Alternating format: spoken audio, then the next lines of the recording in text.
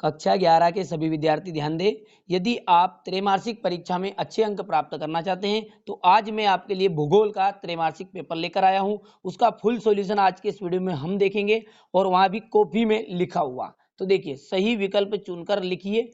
5 number का पहला प्रश्न आपसे पूछा गया है, निम्नलिखित में से किस विद्वान ने भूगोल शब्द का प्रयोग किया। मतलब सबसे पहले कौन से विद्वान है उन्होंने भूगोल शब्द का प्रयोग किया, तो वहां है इरेटोस्थेनीज। ठीक है, तो गा नंबर एकदम राइट रहेगा। निम्नलिखित में से कौन सी संख्या बिग बैंग घटना को प्रदर्शित करती है। मतलब इन घटनाओं में से कौन सी संख्या बिग बैंग को प्रदर्शित करती, तो वो है 13.7 अरब वर्ष। तीसरे में क्या बोल रहा है कि निम्नलिखित में से कौन सी सेल अवसादी है, तो यानी कि अवसादी चट्टान कौन सी है, तो वह है बलुआ पत्थर। ठीक है, इसका गा नंबर एकदम राइट रहेगा। वायुमंडल में ऑक्सीजन की मात्रा कितनी है, तो वायुमंडल में जो ऑक्सीजन की मात्रा है वहां है 21%। कितनी है? 21%। भारत का क्षेत्रफल कितना है, भारत का क्षेत्रफल है 35 लाख वर्ग किलोमीटर। ठीक है भैया, तो ये थे आपके सही विकल्प। प्रश्न क्रमांक जो 2 है उसमें रिक्त स्थान है 6 नंबर के।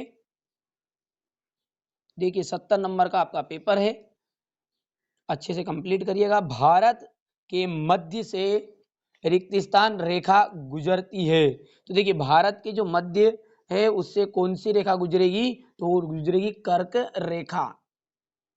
देखिए यहाँ पर मैंने लिख भी दिया है कर्क रेखा, स्क्रीनशॉट आप बाद में ले लीजिएगा।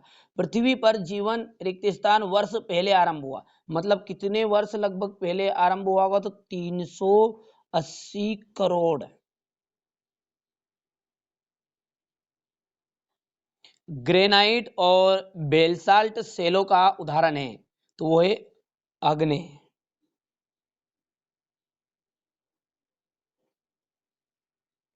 उष्ण मरुस्थलों में से रिक्त स्थान एक महत्वपूर्ण अपरदन का कारक है, तो पवन अपरदन। चलिए पांचवा देखते हैं।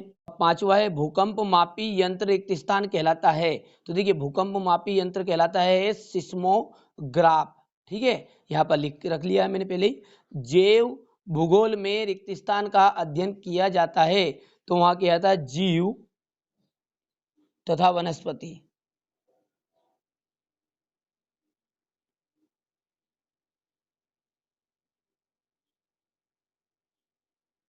ठीक है, चलिए अब देखते हैं क्वेश्चन नंबर 3 में जोड़ी है। मानव भूगोल का जनक, देखिए मानव भूगोल का जो जनक है रेट जेल को माना गया है। सबसे लंबी अवधि, तो देखिए अवधि मतलब युग कहलाएगा, तो इसका जाएगा पूर्व कैब्रियन युग, तो ये दूसरा ऑप्शन है इसका। तीसरा है केवला देव, तो ये केवला देव का जाएगा भरतपुर। सेडल चोटी, ये आ जाएगा आपका उत्तरी अंडमान। और अंतिम पांचवा है कायांतरित चट्टान, तो इसे कहेंगे संगमरमर। ठीक है, चलिए क्वेश्चन नंबर 3 के बाद क्वेश्चन नंबर जो 4 है, इसमें आपसे एक वाक्य में उत्तर पूछा गया है। देखिए यहां से प्रश्न देखते हैं। 6 नंबर के इसमें पूछे गए हैं, खनिजों का मूल स्रोत क्या है, तो देखिए इसका आंसर आप यहां से मैं कॉपी में लिख भी दूंगा। ठीक है, खनिजों का जो मूल स्रोत क्या है, तो वो है मैग्मा। यहां पर लिख रहा हूं मैं एक वाक्य में उत्तर। पहला क्या है? मैग्मा।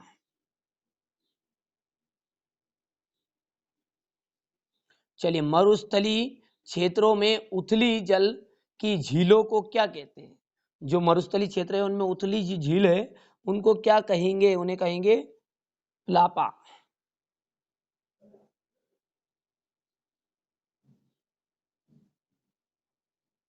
तीसरा देखते हैं, पृथ्वी की त्रिज्या कितनी है, तो पृथ्वी की त्रिज्या है 6378 किलोमीटर। ठीक है, चलिए वायुमंडल में ऑक्सीजन की मात्रा कब पूर्व पूर्ण रूप से हुई, मतलब ऑक्सीजन की जो मात्रा है कब, लगभग 200 करोड़ वर्ष पहले ऑक्सीजन पूरी तरह बन गई थी, 200 करोड़ वर्ष पहले।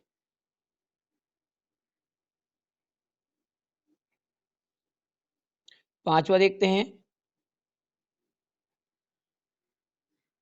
भारत किस गोलार्ध में स्थित है? तो भारत जो है वहां उत्तरी गोलार्ध में स्थित है।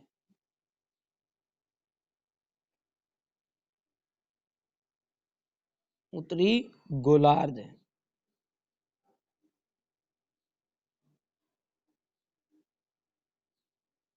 छठा देखते हैं,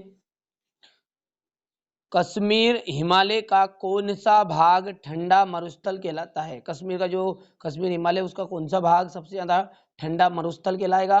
तो वह है उत्तरी पूर्वी भाग। उत्तरी पूर्वी भाग।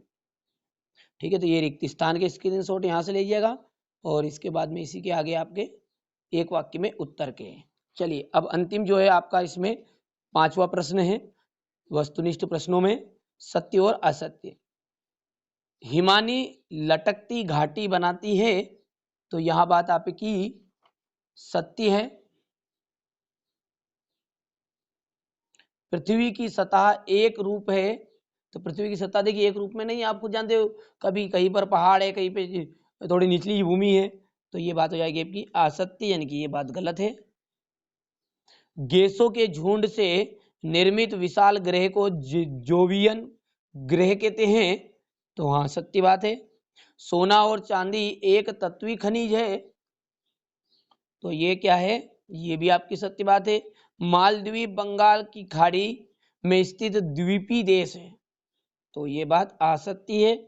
और हिमालय की उत्पत्ति, यह जो अंतिम आएगा ये आपका सत्य हो जाएगा। प्रश्न क्रमांक 6 से आपके दो अंक के क्वेश्चन आंसर शुरू हो गए हैं। तो देखिए छठे में पूछा कि भूगोल की एक परिभाषा देनी है आपको।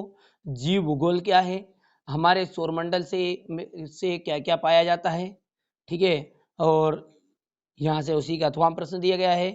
आठवां जो प्रश्न है वहाँ है भूकंपी तरंगों के छाया क्षेत्र क्या है।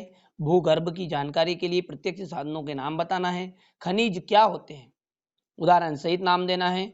और भूप्रपट्टी क्यों महत्वपूर्ण है, ठीक है। इसी तरह 10वें प्रश्न में भी दो प्रश्न अथवा सहित दिए गए हैं। 11वां प्रश्न जो है संपूर्ण भारत की तट रेखा की लंबाई लिखिए। खाड़ी तथा जल संधि में अंतर बताना है। यहाँ से देखिए पश्चिमी तटीय मैदान पर कोई डेल्टा क्यों नहीं है। और इसी के अथवा में 2 नंबर में पूछा गया बांगर और खादर में अंतर, ठीक है। चलिए इसके बाद क्वेश्चन नंबर जो 13 है वहां 2 नंबर का है। अपवाह से क्या तात्पर्य है, नदी द्रोणी और जल संभर में अंतर। घाटी रंध्र तत्वा युवाला का विकास कैसे होता है। सेल से आप क्या समझते हैं, सेल के 3 प्रमुख वर्गों के नाम आपको बताने हैं। पी तरंग तथा एस तरंग में अंतर। चंद्रमा की उत्पत्ति किस प्रकार हुई। भौतिक भूगोल तथा मानव भूगोल में अंतर। भारत की को एक उपमहाद्वीप क्यों कहा जाता है। पूर्वी तटीय मैदान एवं पश्चिमी तटीय मैदान में अंतर। भारत की नदियों की विशेषताओं का वर्णन आपको देना है। इसी के आगे पूछा गया है क्वेश्चन नंबर 18 में पृथ्वी की आंतरिक संरचना का विस्तार से वर्णन करना है। इसी के अथवा में है पृथ्वी की परपट्टी में कौन कौन से प्रमुख तत्व पाए जाते हैं। नदी घाटी मैदान में पाए जाने वाले महत्वपूर्ण स्थलाकृतियां कौन कौन सी है, इनका विवरण। डेल्टा तथा ज्वार मुख में अंतर। निम्नलिखित में से देखिए अंतिम जो प्रश्न है वहाँ भूगोल का आपका जो मानचित्र है उससे है। निम्नलिखित के नामांकित रेखा चित्र बनाना है। नदी विसर्पण, छाड़न, सील, डेल्टा, देखिए। और इसी तरह नीचे भी आपको यही अथवा में इसके 2 मानचित्रों में से एक मानचित्र को आपको करना है, तो ठीक है। तो इस तरह आज मैंने कक्षा 11वीं भूगोल का जो पेपर त्रैमासिक का होने वाला है उसके लिए जो महत्वपूर्ण प्रश्न थे, ठीक है, हमारे पास जो उपलब्ध हुए हैं पेपर के रूप में, उनको हमने आपको बताने का प्रयास किया है। जैसे ही रियल पेपर हमको मिलेगा तुरंत ही चैनल पर अपलोड कर दिया जाएगा। यदि अभी तक आपने चैनल सब्सक्राइब नहीं किया तो सब्सक्राइब जरूर करके रखिएगा।